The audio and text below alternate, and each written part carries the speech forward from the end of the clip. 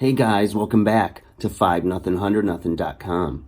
I am Fugget, and that stands for the fittest underdog guru using intelligent tactics. And today, guys, I want to talk about chapter 3 of my book, A Trainer's Dozen, okay? Titled, Do What You Say. Now, what it comes down to is, whatever you say you're going to do, you need to follow that up and do it, okay? Lewis Cass once said, people may doubt what you say, but they will believe what you do, okay? And it's about being consistent, right? Consistency is pretty simple. Be on time and prepared, do what you promise to do, and do it consistently, okay? Consistency, baby.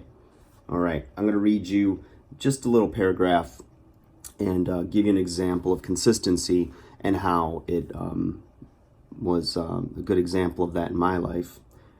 And backing up what I say, okay? Keep consistent days and times. We are all creatures of habit. After you find days and times that work well in your client's schedule, do your best to keep them, keep their selected schedule. Sorry, it's kind of early, but got to get it done, baby. Okay. Do your best to keep them on their selected schedule for several weeks in order to build a habitual pattern and keep them consistent.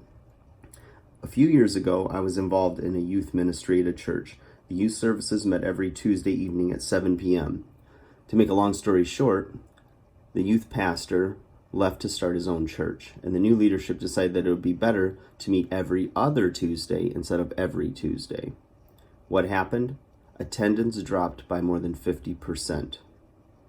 Why, you ask? Because the habit was broken.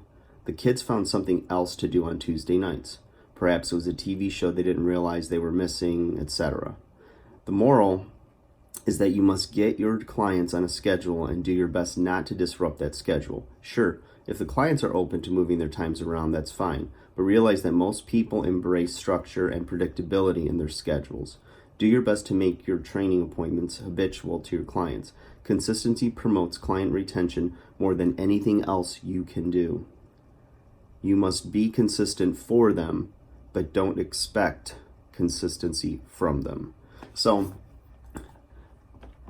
just a little excerpt from that chapter. It's really important, you guys. I mean, if you think about, your own habits and the things you do, let's say you got to get up for work really early, like just 3 days a week. I went through this past summer where I had a later morning schedule on 3 of my days and 3 about 2 to 3 hours earlier.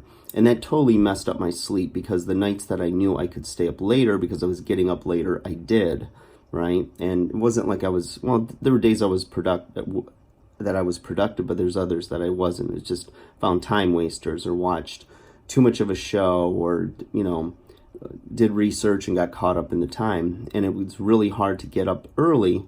And now that I'm back in a fall schedule, I'm up early every day and I feel normal when I'm going to bed at the same time. So habits are your best friend or your worst enemy.